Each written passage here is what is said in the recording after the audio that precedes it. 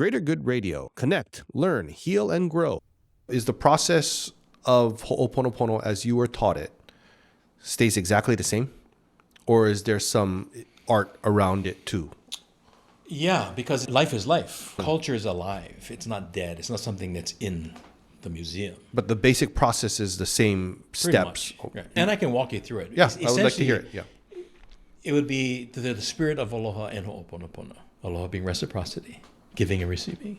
Ho'oponopono making right. So please forgive me and my ancestors for whatever we did to you and your ancestors that created a situation that you and I are sitting here together right now so that we can hash this up, to set it straight so that we all can move forward. Your ancestors, my ancestors, you, me, and our descendants. That we can move forward and release this pilikia, this eha, this pain, this discomfort. Please forgive us. Now, in reciprocity of Aloha and Ho'oponopono, my ancestors and you and I forgive you and your ancestors for whatever you did to create the conditions in my life, that I live my life the way I do, that I'm here with you now, that I'm going to do the things I'm going to do, or make the decisions I do. What is it that causes me to react those ways? Yeah, or you in that way. Please forgive us as we now forgive you. Yeah. And it is in that wholeness and creating that we can now move forward. Not by bringing all the stuff with us, but by literally cutting it, letting it go, erasing it, and moving forward. That's a kind of dialogue that would be going on spiritually. So that if you're not in this room and you and I had pilikia from 50 years ago, you and I can have this conversation because it also acknowledges that as spiritual beings, there is no time. Yeah. That we're stuck in this physical time, the physics, which is very different from the spirit. So that's why it's a spiritual practice. So it's not facilitated a lot of times. It can be. So there are different methods. I'm saying the method that Auntie Morrnah brought forward, which is, it's an older method from the standpoint that before I got into the facilitated process, Tutu Man's going to bring us to the table.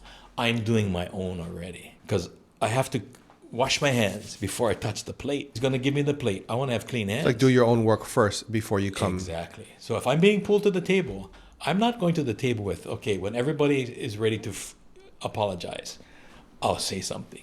It's waiting for somebody else to forgive you rather than saying, hey, sorry for whatever I did that created this problem. Can we talk about it? That's the humility of it. That's the accountability of it. Even to the point of understanding, we're getting into timelines, into time travel. That what I'm experiencing right now, the apple that's falling on my head, that's giving me a headache, comes from the forest of apple trees that I planted multiple generations ago as my great-great-grandfather 15 times removed. So who am I forgiving? Myself. Who do I hold accountable for the apple? Me. Now, whether I make apple pie or I throw the apple as a weapon, that's a decision that I can make right now.